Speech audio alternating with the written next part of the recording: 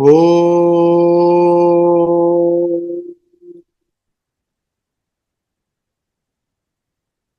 Om Sahana Vavatu Sahanau Bhunaktu Sahaviryam Karavavahai Tejasvinavaditamastu Mavit Vishavahai.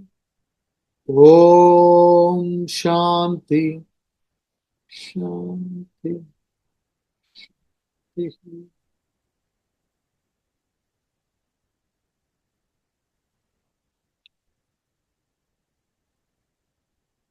We'll chant Srimad Bhagavad Gita, chapter 14, verses 16 to 20. कर्मणः सुकृतस्याहुः सात्विकं निर्मलं फलं रजसस्तु फलं दुःखम् अज्ञानं तमसः फलं सत्त्वात् संजायते ज्ञानं रजसो लोभ एव च प्रमादमोहौ तमसः भवतो ज्ञानमेव च ऊर्ध्वं गच्छन्ति सत्त्वस्ताः मध्ये तिष्ठन्ति राजसाः जघन्यगुणवृत्तिस्ताः अधो गच्छन्ति तामसाः नान्यं गुणेभ्यः कर्तारं यदा दृष्टानुपश्यति गुणेभ्यश्च परं वेत्ति मद्भावं सोऽधिगच्छति गुणानेतानतीत्यत्रि देहि देहसमुद्भवान् जन्म मृत्युजरा दुःखैः विमुक्तो मृतमश्नुते. We have completed up to shloka number 18 so far. So he's been saying that from Satva knowledge comes, and from Rajas greed, and Tamas heedlessness. So we saw in the 16th shloka, he says the fruit of good action, they say, is Satvika. So in other words, if you manage guna, that is especially the Rajasic and Tamasic gunas, and then do the right action, then your Sattva will increase. So therefore it doesn't say the fruit of Sattva is this. He says the fruit of good action is Satvika. Whereas when he talks about Rajas, he says if you go into Rajas, give in to your desires and do the action, then what you will get as a result is sorrow. And then if you give in to Tamas, the fruit of Tamas will be ignorance. And then in 17 he says, from Sattva arises knowledge. What he means to say there is that when you go to 100% Sattva, then you go to trans-sattvic state, is what we saw in the previous shloka, right? 16. Therefore, he says, the fruit of good action is Sattva. But now what he says is, as your Sattva increases, you develop clarity with reference to the world. As you increase Sattva, you develop clarity with reference to world. I explained to you what is Dharma, what is Adharma, what is Atma, what is Anatma, what is Pravritti, what is Nivritti. What am I supposed to do? What am I not supposed to do? What is my original nature? What is not my original nature? And then what is the right thing that has to be done? Righteousness, unrighteousness. This clarity the person develops. So that's what he means by saying, from Sattva arises knowledge. Then directly from Rajas, greed comes. How much ever you get, you won't be satisfied. Desires, when you fulfill, you will crave for more. So that is typical Rajas. And Tamas, from Tamas arises heedlessness and delusion. You will be in a state of, how would you put it? Like sleepwalking. And somewhere you are in the clouds, no awareness whatsoever.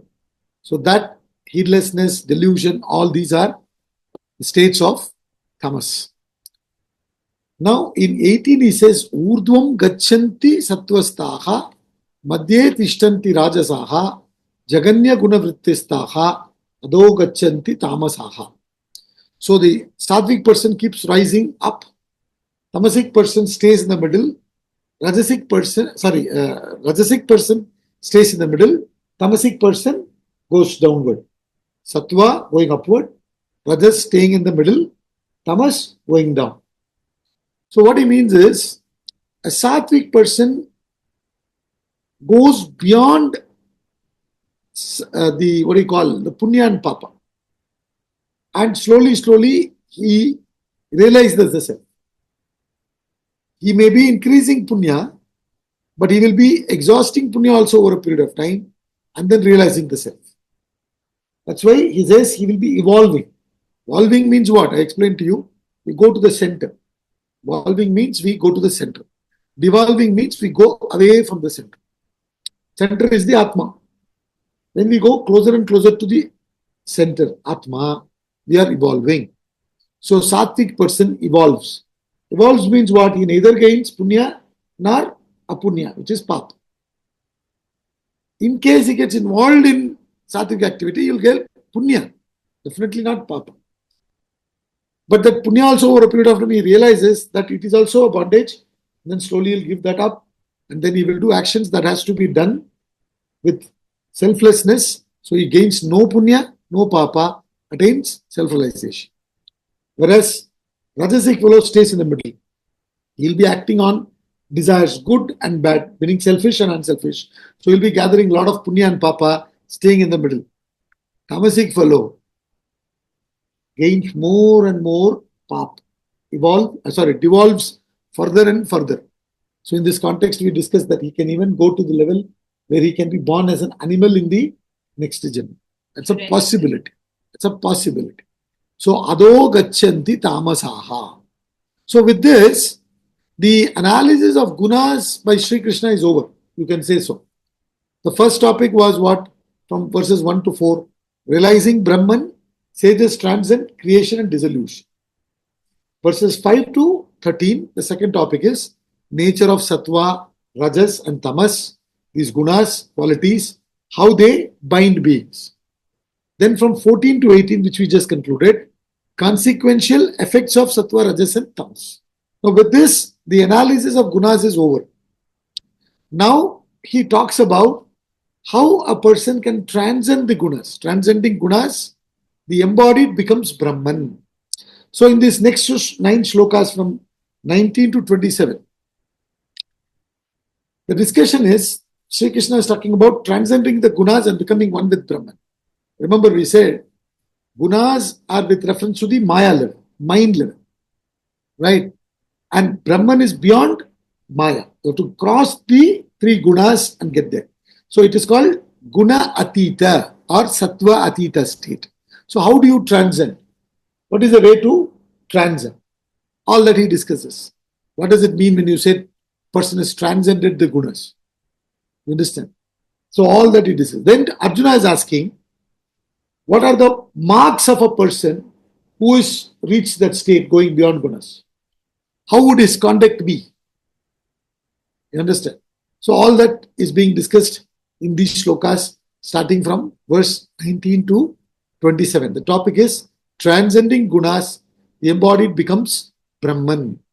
In fact, this 19th shloka is an important shloka, very interesting shloka also. So let's read this shloka number 19. नान्यं गुणेभ्यः कर्तारं यदा दृष्टानुपश्यति गुणेभ्यश्च परं वेत्ति मद्भावं सोऽधिगच्छति. When the seer perceives no agent other than the gunas, qualities, and knows the higher beyond the gunas, he attains my being. This is the translation of this shloka. He says, Nanyam means na anyam gunebhya kartaram yada drashta anupashyati. He says, when the seer, drashta means seer, one who witnesses. Yada, when the drashta, seer, perceives, pashyati, no other agent other than the gunas, na anyam gunebhya kartaram. When the seer sees, perceives as gunas as the doer, gunas as the doer, number 1 point. Number 2 point is gunebhyascha param veti madbhavam sodhi gacchati, saha adhigacchati. What he means is gunebhyascha param veti, understanding one's own nature, Brahman, Atman, to be something beyond gunas. Understand, first point he said is the seer, when the seer perceives, understands, we say no in English, do you see my point? In that sense, when the drashta, the seer, understands that there is no other agent other than gunas. Agent means the doership, kartaram, he says. No other agent other than gunas, which is the doer. So he understands that gunas are the doers, are the doer. And I am, the Atma, Brahman, is gunebhyascha param veti. He understands that it is even beyond, supreme, beyond gunas, higher than gunas. And such understanding, where does it lead him to? Saha madbhavam adhigacchati. That person, he reaches, attains by being. This attaining and all that we have to borrow, so we use these words. There is no question of attaining. We discussed this already. You are already that. You are that. It is internal understanding. So, saha matpavam adhigacchati. That's all he says. So, when a person sees gunas as the doer, number 1 point. Number 2 point, and understands that I am beyond gunas, meaning I am beyond doer. And when I am beyond doer, I am also beyond enjoyer. Enjoyment here refers to pap and punya. When you do actions as doer, then you will either gain punya or pap. If you did that action with good desires propelling, you will gain punya. If you did that action with selfish desires propelling, you gain pap. And when you do these activities, you are doing it as a doer. When you are in ignorance, you do such activities, not realizing that you are actually beyond the gunas, which is actually the doer. This is what he is explaining. We'll go into little more details. So when you understand that way, then you do activities not as doer. When you don't do activities as non-doer, then there is no enjoyership also for you. No punya, no papa. So you'll be exhausting the vasanas. When you exhaust the vasanas, what happens to you? You realize the self. You become enlightened. That's what he says. That person, saha madbhavam, attains.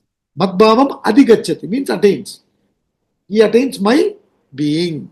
He becomes Atman. He becomes Brahman. He becomes Brahman. Atman means he owns it up. He owns it up. He owns up that he is Brahman Atman.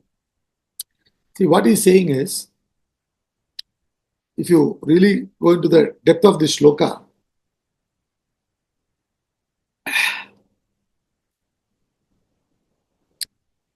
there is no other doer other than gunas, which means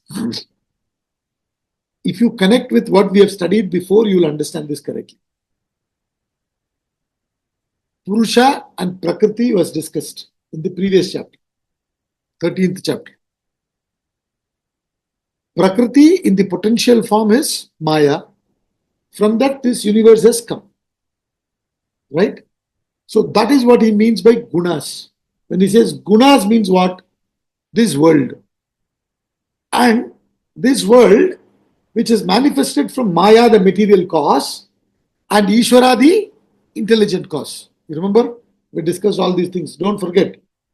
Ishvara is the intelligent cause. Maya is the material cause. Ishvara is nothing but Brahman plus Maya. So the spirit and matter, which is what has evolved itself as this universe. Maya is the material cause, Ishvara is the intelligent cause. So therefore, we say that both the intelligent cause and material cause is one. And the material cause is what? Maya, which is manifested as this world in which you see these gunas. So that means what? These gunas were in potential form in Maya, which is manifested. So we say Maya is Triguna Atmika. Okay. So when that Maya manifests, it manifests as what? The subject and object both. To understand this, you take the example of the dream. Now, Mr. X, the waker, goes to sleep. And while sleeping, he dreams. In the dream, he thinks himself to be Y, or he identifies with a subject there, which we call as Y, the dreamer.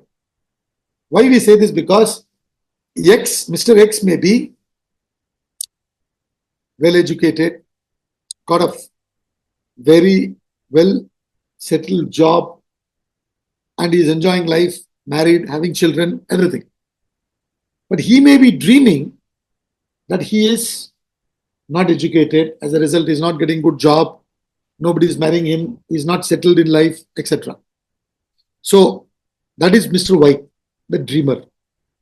That dreamer, Mr. Y, is also experiencing the dream world. This dream world and the dreamer has come from Mr. X's mind, the waker's mind. So that one waker's mind has become both the dreamer and the dream world. Similarly, Maya, the potential gunas, has manifested itself as this entire universe in which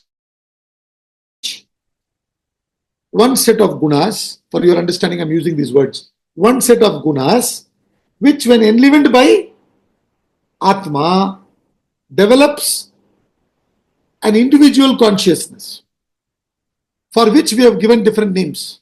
Surabhi, Lakshmi Narayanan, Sonia, Maithili, Rajiv, Sudarshan, etc. Okay. So now, what is this Sudarshan? What is this Surabhi? What is this Lakshmi Narayan? Who is this person?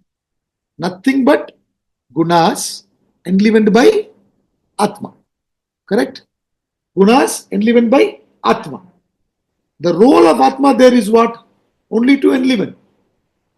Then who is the doer? The gunas are the doer. You understand? It's like electricity passes through various gadgets. Each gadget has certain function. Electricity simply enlivens all the gadgets. Just passes through all the gadgets. So the heater heats up the room. The cooler cools up the room. The refrigerator refrigerates. You understand? Once the electricity passes through the, the radio, the songs and discussions come out. So as per the Prakriti, as per the gunas, things are happening.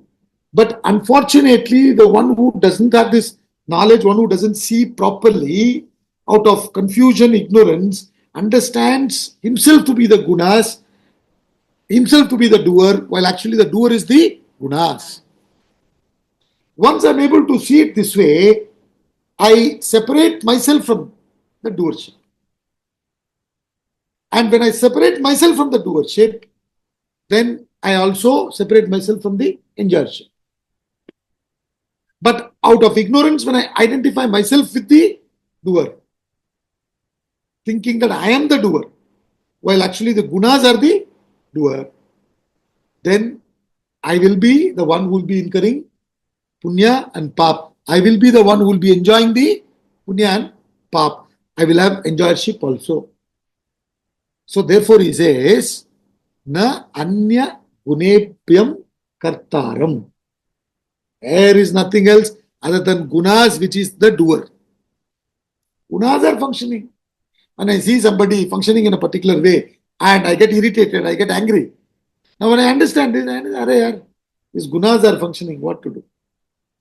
Poor fellow, he doesn't know that he is Atma. He is not coming to Vedanta class. You understand? Nor is he, even if he is coming to Vedanta class, he is not reflecting. He is not doing daily study. He or she. Therefore, that person is identifying with gunas, imagining himself or herself to be the doer, and then doing activities and getting entangled. So when we understand this, we will not be unnecessarily disturbed. We will be clear in our head. You understand? That's what he's saying. That person attains my being. It happens instantly. The moment you understand, immediately the sorrow goes. I've given this story before. There was a person who was called up when he was in the office and told that your house is on fire and very little chance of saving anything. And he can't claim it in insurance. So he was crying. Then he got another call from his son. He said, Papa, you had written the property in my name. And I didn't tell you, I already sold it. And I made a deal with the guy whom I sold, that for a while I will live in this property because my father has attachment to this property. He shouldn't know that I sold it to you. I'll give you rent. You understand? So if you want me to continue after he passes away, I'll continue. In case I don't pass away before him. Like that, he made a deal instead of stretching the story. Okay. Papa, I didn't tell you, but I'm sorry about it. But this is what happened. So, and I've invested the money in the market, taking somebody's advice, and the money has grown double. This is the news he gave. Now, instantly the tears dried up. Instantly the tears dried up. How come? My property, that attachment brought the tears. Now he understood it's no more my property. Tears dried up. So the whole thing is perception. How we see. That's why these are all called as different darshans, different vision, an angle of vision, how you look at it. And this angle of vision has tremendous farak because it has the capacity to dry up all the tears, dry up all the sorrow. And it happens instantly. Are you with me? So that is what he beautifully explains. That's why I said this shloka is an important shloka, interesting shloka. We need to understand this. Na anyam gunebhya kartar. Who is the doer, man? Let's be very clear about this. I am not the doer. I am the Atma. And then who's doing? Gunas are functioning once they're enlivened. Once they're enlivened, when the subtle body is connected to the gross body, then the vasanas can manifest enlivened by the Atma. Then the gunas are functioning. Once I understand this, then I will see this drama standing apart. Like when I go to a movie, I stand apart and see, therefore I enjoy. So when I start seeing this tamasha, my own life standing apart, everything becomes an entertainment. That is what he says. That person, saha, attains my being. That person attains my being means what? He becomes Brahman once again. It's not that in between he had lost himself to be Brahman. He was Brahman that time also. Just that he didn't know about it. He was ignorant about it. So therefore he was thinking himself to be the doer. And when he thought he is the doer, samsara started. When he realized that he is not the doer, gunas are functioning, why should I unnecessarily identify with him? And he withdraws. Once the witnessing happens, then it's tamasha. So he says that person attains my being. That person means whoever has understood, whoever has got the right perspective. So in life we are suffering because of our wrong perspective. Perception में गलत है. So यहाँ ठीक करना बहुत जरूरी है. That's all he's saying. Instead of wasting our time in all the other things.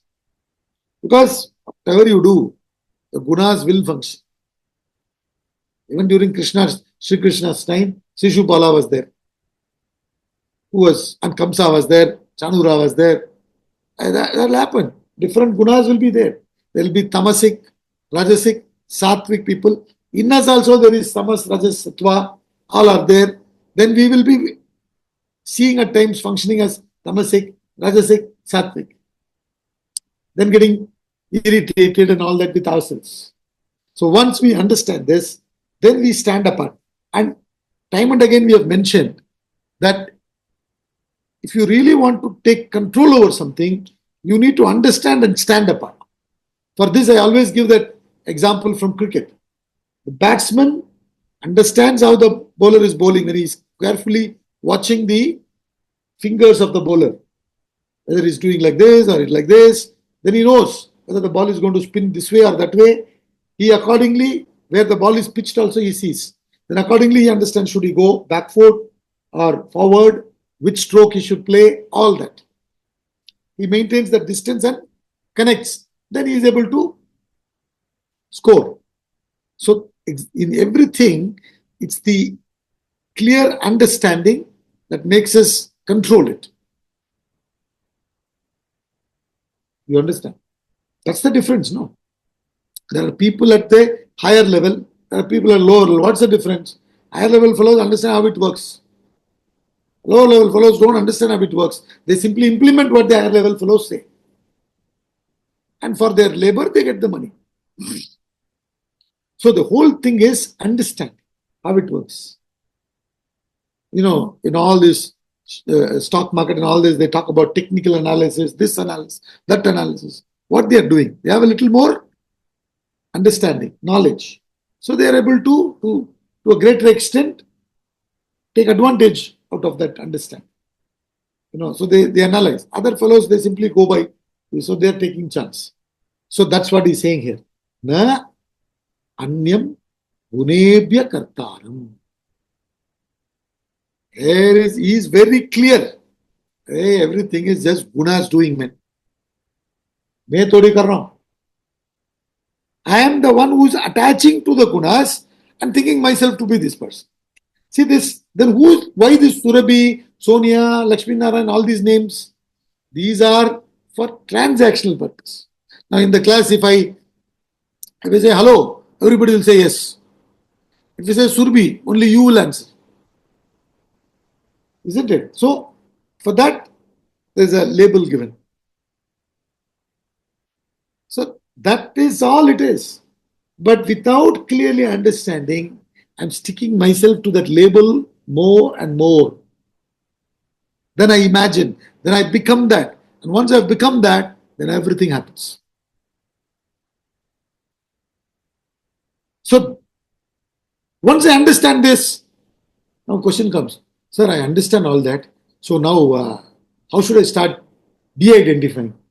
Will you ask that?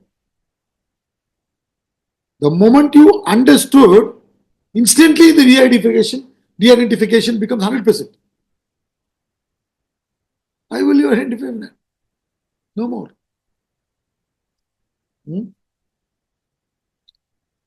That's all it is. So samsara immediately destroys. That is what we say. Once the knowledge comes, ignorance leaves. Knowledge burns the ignorance. Ignorance cannot stand the power of knowledge.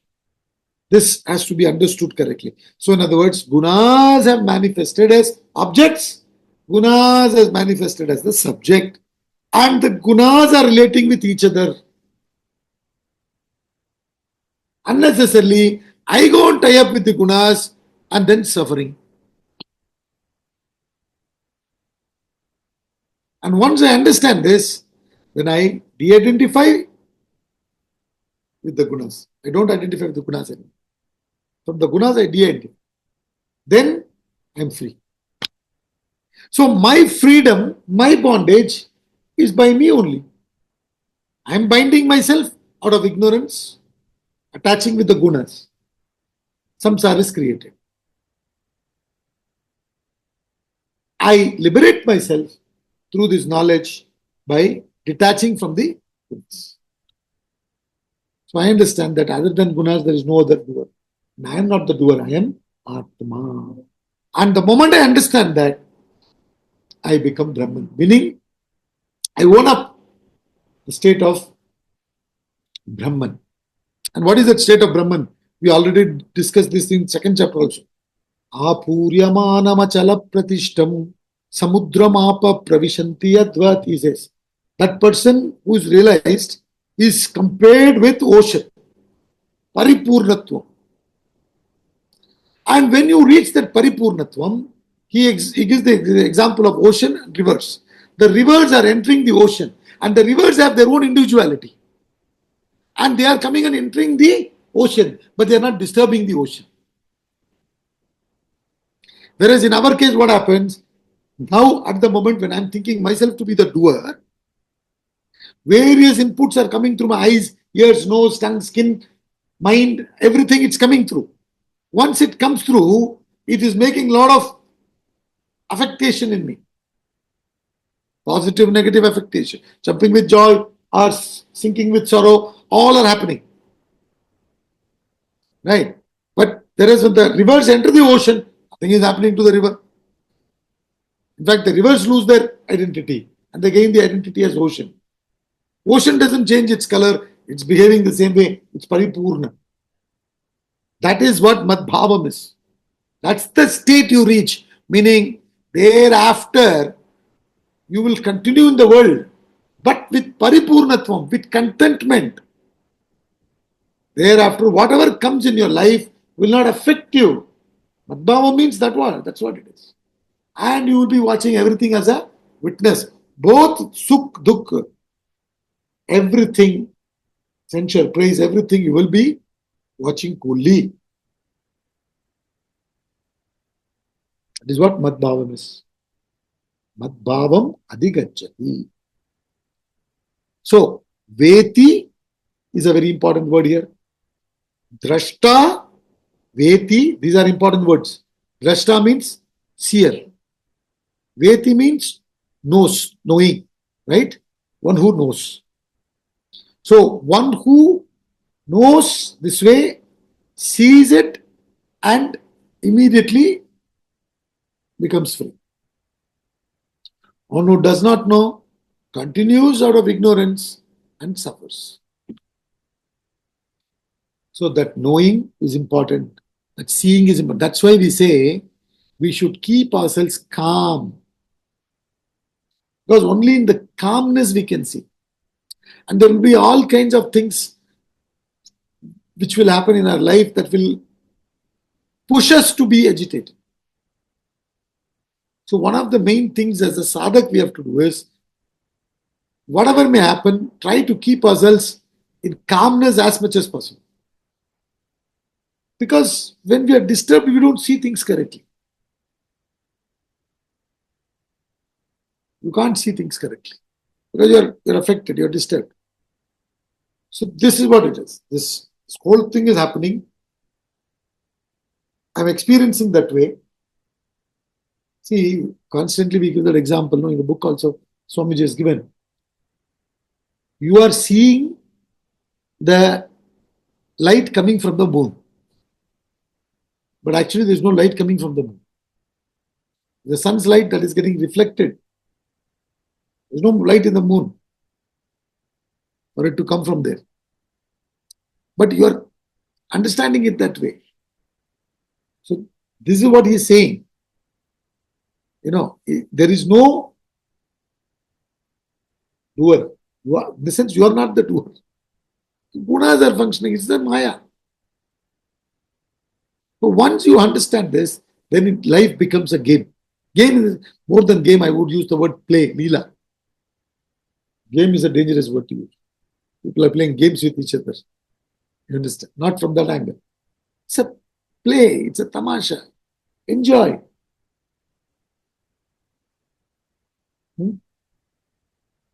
Sometimes you win, sometimes you lose. So, how does it matter? So, it's all just a tamasha. Therefore, that person will be in mat bhavam. What is the bhavam of Brahman?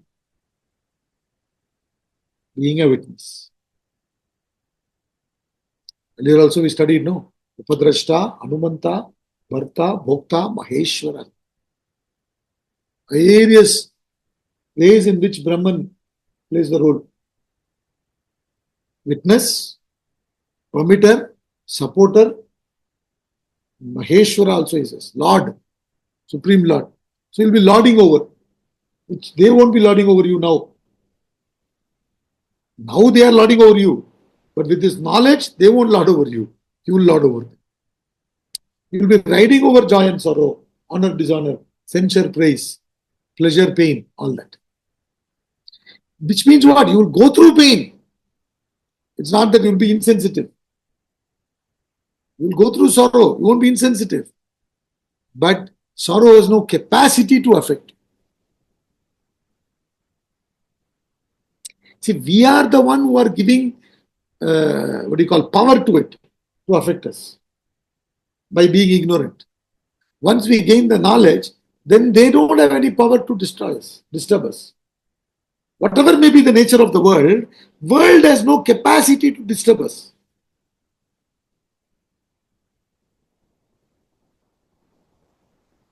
See, somebody may be hurling abuses at us, right?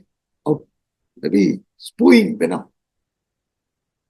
So much of nonsense they are talking about us, to us, in front of so many people, right? How we respond is different. But we can be reacting. Our blood pressure could increase. We may be in mental agony.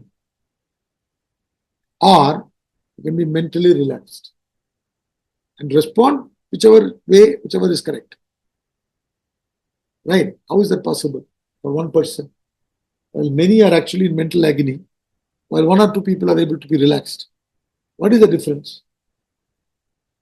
When a person is spewing venom, talking rubbish, all abuses he is hurling, now you can focus on the words that's coming out of that fellow, or you can focus on the energy that is supporting him to talk like that.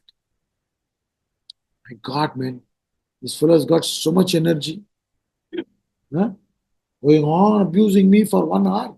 Also, Swamiji sit and dissect his gunas. Like, how much tamasic does he have? I'll come to that.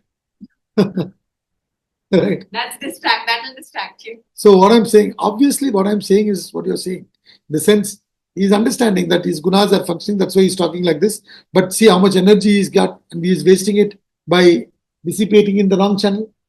So now, you won't get angry with him. You'll be relaxed. But in the context, what has to be done, you may do. Are you with me?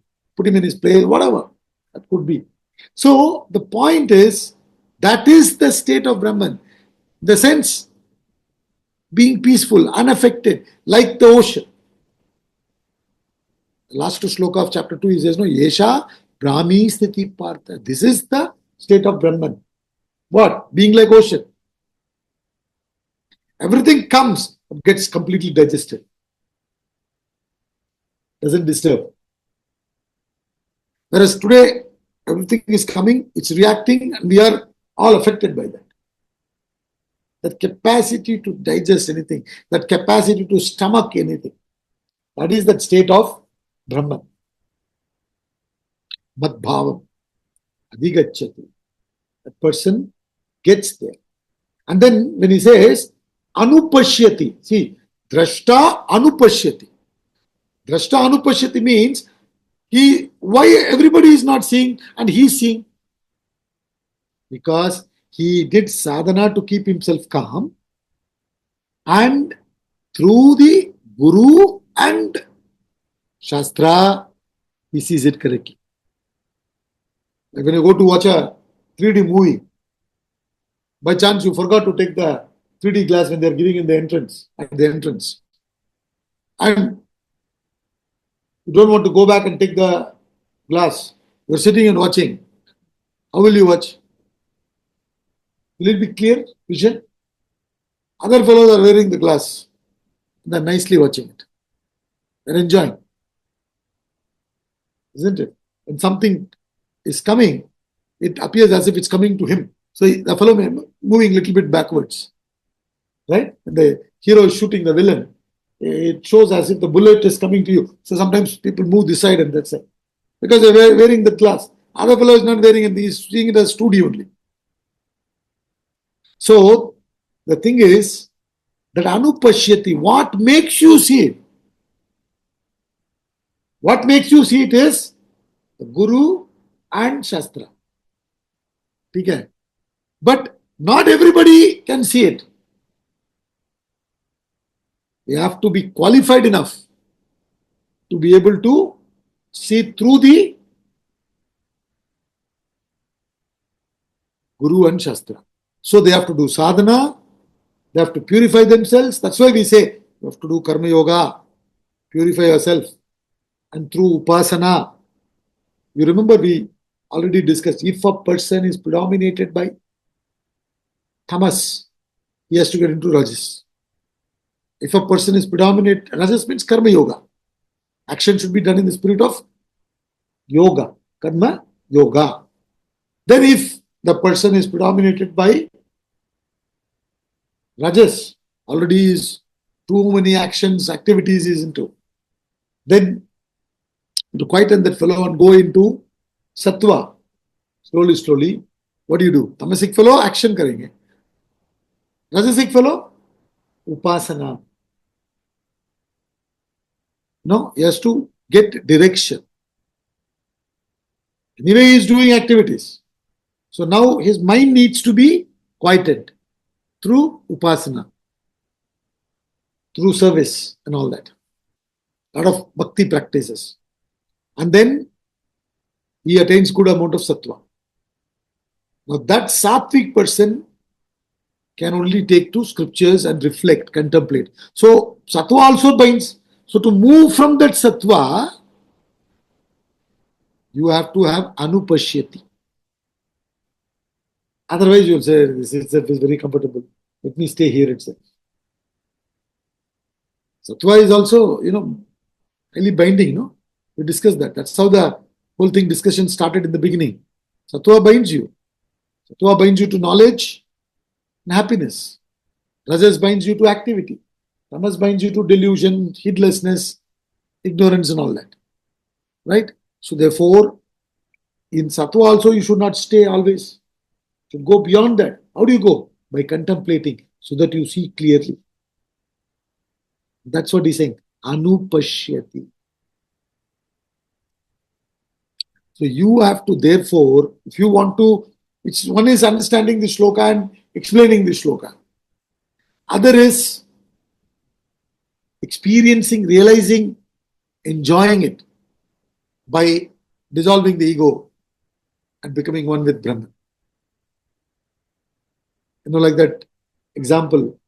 You can watch people playing Holi, enjoy that also. Other is, you yourself get in. Right? And that enjoyment is something else. You are there in it and you are enjoying like anything. You're not bothered, I have most expensive clothes, doesn't matter. Whatever it is. This experience is much more worthy than the cost of that. You've gone beyond all that. So that's what he's saying. That if you want to go, you should have anupashyati. If you want to have that anupashyati, you should go beyond the gunas. By karma yoga, upasana, keep on increasing sattva, and then maintaining your balance, contemplate and then see it correctly. Okay, now I understand what the Shastra said. I understand means I am seeing it that way.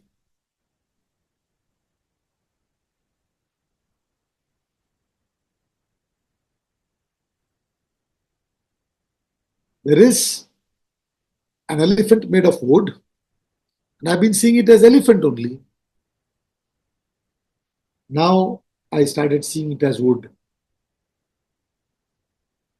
So the Nama Rupa doesn't affect me anymore.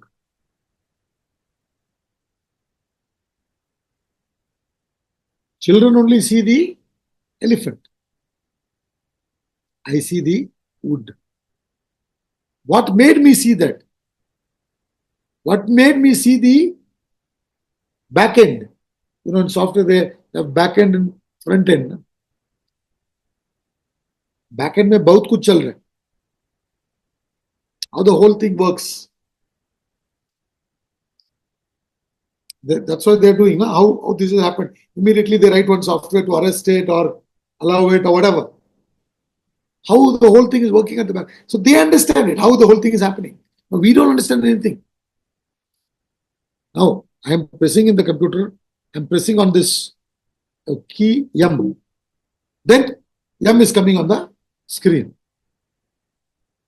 I don't know how it is happening. There's so many things behind it. Hardware, software, बहुत कुछ है. You understand? I don't understand. Those fellows understand. I don't understand. I only press, I'm paying money and buying. Those fellows understand. They have designed it, they're making money. So, beautifully he says, Na anyam gunebhya karta. Please understand, this subject in the dream is actually the waker's mind. Not waker's mind. Okay. The dream is what? Little undigested thoughts has come out in the form of dream. Accordingly, he is experiencing something. Why should I necessarily identify? As a dreamer, this fellow is not understanding it. Mr. Y is not understanding it. When Mr. Y becomes X, he sees it. So that is the farak scriptures can give you. Provided you purify and read them and reflect on them. So that's why we keep on saying our sadhana is important. Without our sadhana, it will not happen. He doesn't say just pashyati, anupashyati. He puts every word very interestingly. Drashta anupashyati. He is seeing something different from what everybody else is seeing. Everybody else's vision is different. They are the ones who can bring the difference. Nah?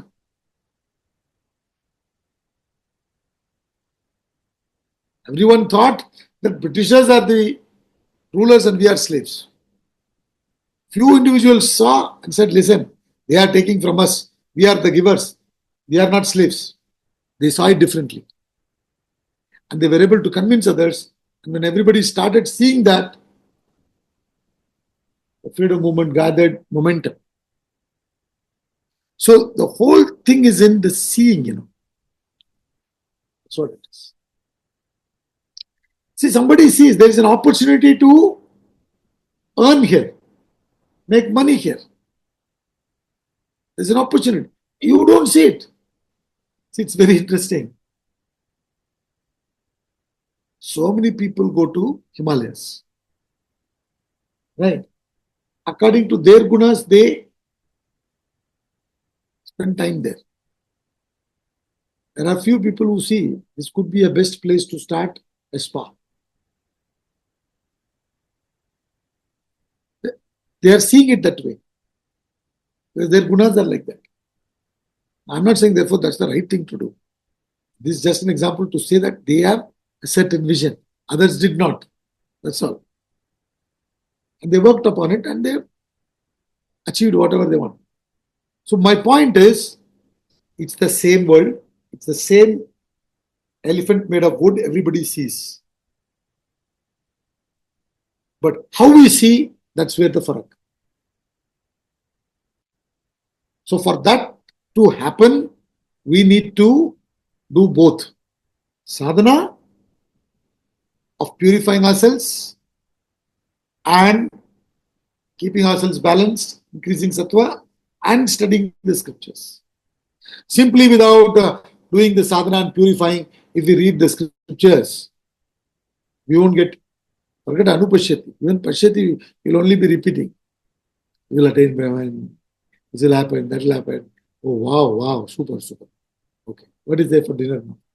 Let's get on to that. Would be our thought. So, see, that is where you need guts. That's why we say very rarely a person goes and attains that. Because for that, guts chahiye, na?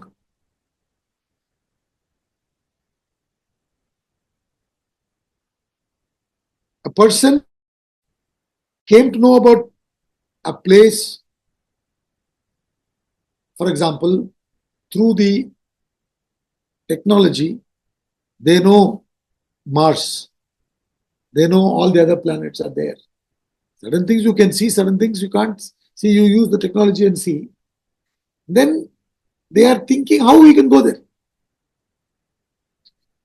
And they have made the spaceship through which they can go there. And there are people who take the risk to go there. And Sunita Williams just came back, right? Now, it's such a risk. How many people will have that courage? Now, we are talking about exploration at the external level. He's talking about exploration at the internal level. So, therefore, I say spiritual evolution, you want to put the word experience, you can put it, is for people who are strong, not for people who are weak. And in trying, we may fail many times. That's all right. We have to get up and run, get up and run again. So that thing should be there that I must get there. This is what the scriptures are saying. That's why we say Shraddhavan labhate jnana. Only the fellow who has Shraddha will get there. Everybody else will just talk, nice, super, very good, excellent. All that is okay. But then there's so much they're saying, why not I plunge and start doing this? Anyway, I've achieved many things in life. Still that discontentment is going on. Why not I try this? And start putting in efforts at the food level, at the mind level, whatever sadhana they say. Why not try? And give it some time for it to see if it's making any difference. And once I see it, then I will not do it. That's what he says. That seeing, how can Guru can only make you see. The sense, say, okay, this direction, see this way, that way. He make you see the sense. He can only give you the direction, but you have to see it yourself. Literally speaking, he cannot make you see. You have to see. But he will do everything else. He'll facilitate all that. But then you have to see. For that, your equipments have to be tuned up. You should be ready.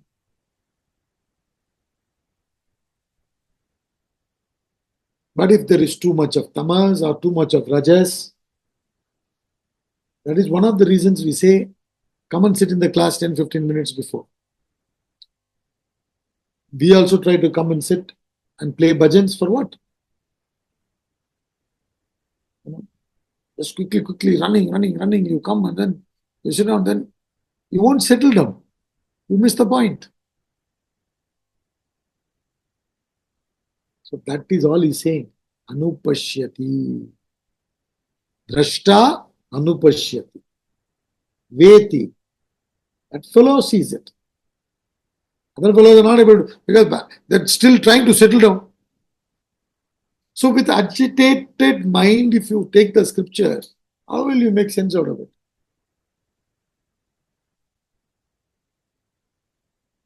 That's why they say you first do karma yoga, exhaust the bulk of your vasanas. then through upasana, bring about some kind of single pointedness, and then you take up the scripture, then nothing affects you, then you can see the point correctly. There is too much of insecurity and self-interest lurking within. It's difficult to see this point. It's not like intellectually you appreciate, I understood, and then, wow, you will get some kick out of it when you understand. Oh my God, it's a very interesting perception they're giving, different perspective they're giving. One is they're appreciating the perspective they're giving. Other is going through that perspective. If a person is going through that perspective, what kind of joy, that exhilarating joy that fellow must be experiencing. If watching a movie is giving us thrill, the fellows who acted in it, what thrill they would have experienced while acting. In the recently concluded retreat, we watched that movie, The Pursuit of Happiness. Outstanding acting. Will Smith and his son also. I think his name is Jaden Smith or something. His own son acted as his son. Outstanding acting. So, if you are watching and you are getting goosebumps, while acting, he would have lost the ego. That's why he was able to perform that well. How much more joy that person would have experienced. That's what Anupashya. Through purification and application, they see it this way.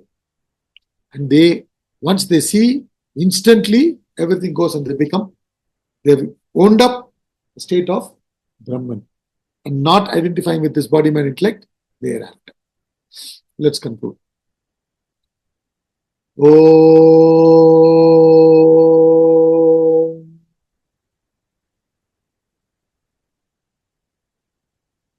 Om Purnamada Purnamidam Purnat Purnamudachyate Purnasya Purnamadaya Purnameva Vashishyate. Om Shanti Shanti